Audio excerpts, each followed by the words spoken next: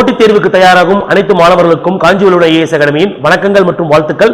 நம்ம அன்றாடம் D50 பார்த்துட்டு இருக்கோம் இல்லையா? அதன் வரிசையில் இன்னைக்கு நாம அறிவியல் பாடத்துல ரொம்ப ஒரு முக்கியமான தலைப்பு ஹியூமன் டிசீசஸ், மனித நோய்கள்.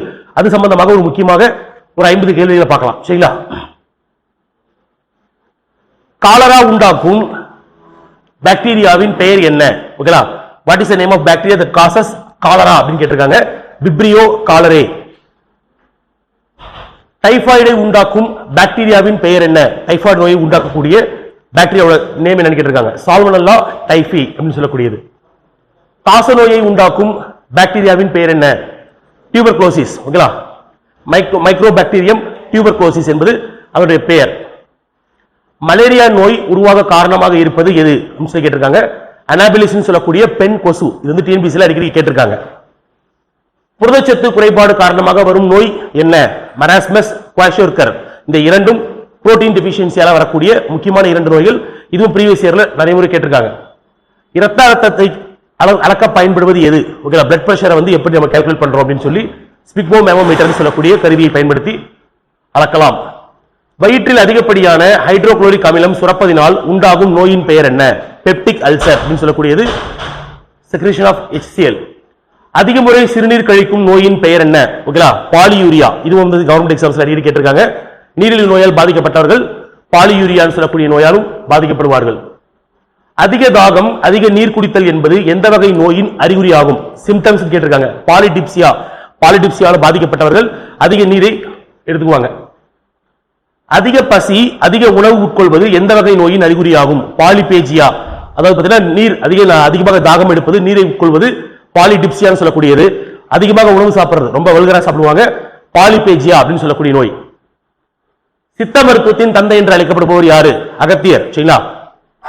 ஆயுர்வேத மருத்துவத்தின் தந்தை என்று அழைக்கப்படுபவர் சரகர்.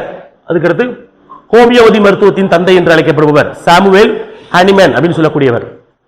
யுனானி மருத்துவத்தின் தந்தை என்று அழைக்கப்படுபவர் ஹிப்போக்ரேட்ஸ் அப்படின்னு சொல்லக்கூடியவர். யோகா மருத்துவத்தின் தந்தை என்று அழைக்கப்படுபவர் பதஞ்சலி முனிவர். அறுவை சிகிச்சையின் தந்தை என்று அழைக்கப்படுபவர் சுசூதரன் சொல்லக்கூடியவர்.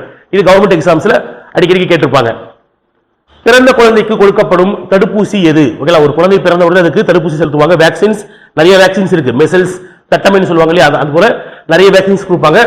பிறந்த குழந்தைக்கு உடனே கொடுக்கக்கூடிய தடுப்பூசி எதுன்னு கேட்டீங்கன்னா BCG சொல்லக்கூடிய வேக்சின், பெசிலஸ் கேல்மெட்டே கியூரின் அப்படின்னு சொல்லக்கூடியது இந்த வேக்சினோட முழு பெயர். பிறந்து 1 முதல் 2 வயது உடைய குழந்தைக்கு செலுத்தப்படும் தடுப்பூசியின் பெயர் என்ன அப்படின்னு கேட்டிருக்காங்க. MMR அப்படின்னு சொல்லக்கூடியது.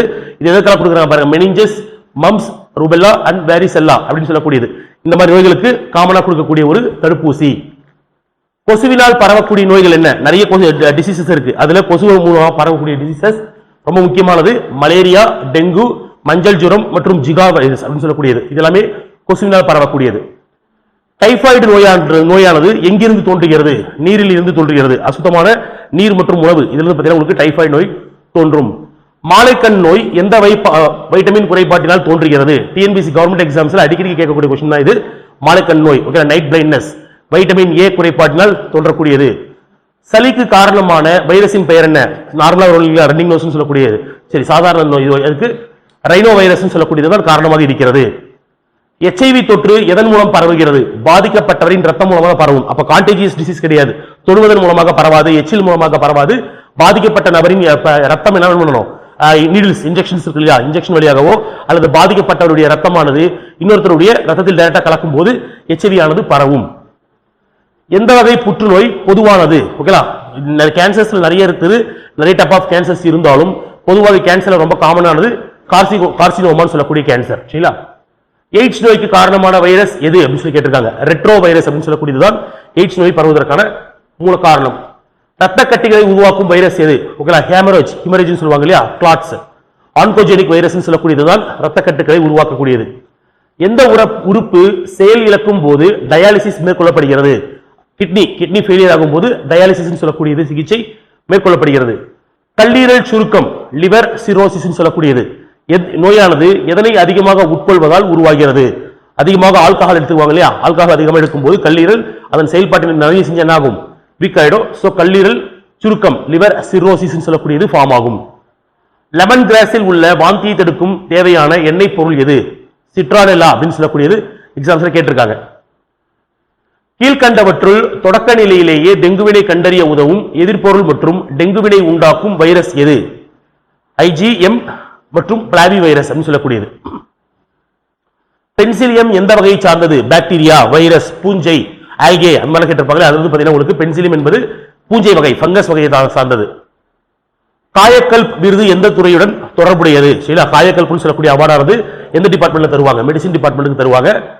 எந்த ஆன்டிபயாட்டிக் ஆனது நீல பச்சை பூஞ்சையில் இருந்து உருவாகிறது? ஓகேங்களா, ப்ளூ கிரீன் ஃபங்கஸ் இருந்து உருவாகக்கூடியது பென்சிலின் அப்படின்னு சொல்லக்கூடியது. சரிங்களா, எந்த சேர்மம் ஆஸ்துமா மற்றும் கக்குவான் இருமலுக்கு மருந்தாக பயன்படுகிறது? கூப்பிங் காஃப் அப்படின்னு சொல்லக்கூடியதுக்கு மெடிசினா பயன்படுது. பென்சைல் பென்சோயேட் அப்படின்னு சொல்லக்கூடிய மருந்தானது பயன்படுத்தப்படுகிறது.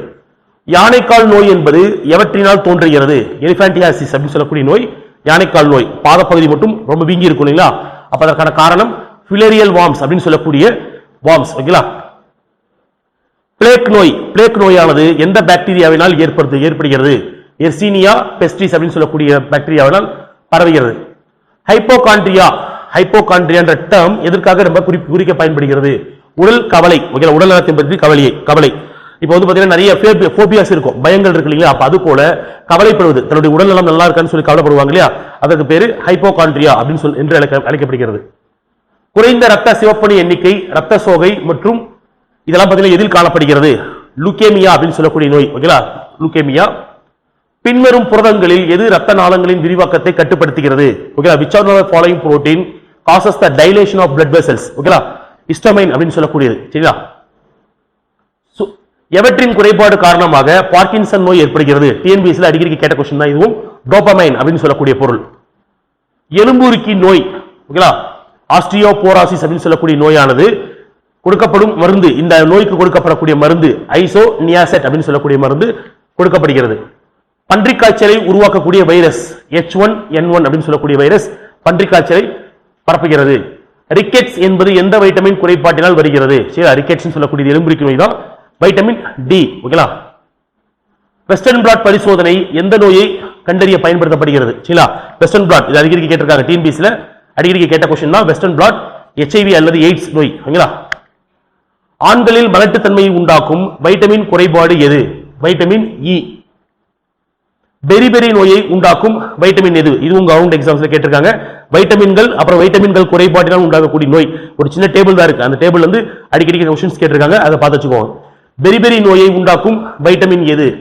வைட்டமின் B1 குறைபாட்டினால் வரக்கூடியது. நியாசின் என அழைக்கப்படும் வைட்டமின் எது? நியாசின், அதாவது ஒவ்வொரு வைட்டமினுக்கும் ஒவ்வொரு பேர் உண்டு. டோகோஃபெரால், நியாசின் அந்த மாதிரி கொடுத்திருப்பாங்க இல்லையா, அப்ப அதுல நியாசின் என்று அழைக்கப்படக்கூடிய வைட்டமின் எதுன்னு கேட்டிருக்காங்க. வைட்டமின் B5 அப்படின்னு சொல்லக்கூடியது. தயமின் என்று அழைக்கப்படும் வைட்டமின் எது அப்படின்னு கேட்டிருக்காங்க. Vitamin B1. கால்சிஃபெரால் என்பது எந்த வைட்டமினை குறிக்கும் அப்படின்னு கேட்டிருக்காங்க. Vitamin D. வைட்டமின் டி இன்னொரு பேரு கால்சிஃபெரால். இன்ஃப்ளூயன்சா வைரஸ் என்பது எந்த வகை வைரஸ்? H1N1 வகையானது இன்ஃப்ளூயன்சா வைரஸ். இதே போல இன்னொரு டாபிக்ல உங்க மீண்டும் சந்திக்கிறோம். கண்டினியூஸா கிளாஸஸ் ஃபாலோ பண்ணுங்க. D50 கிளாஸஸ் ஏதாவது டவுட்ஸ் இருந்துச்சுன்னா, உங்களுக்கு ஏதாவது முக்கியமான டாபிக் தேவைப்பட்டுச்சுன்னா கமெண்ட் செக்ஷன்ல கமெண்ட் பண்ணுங்க. தேங்க்யூ.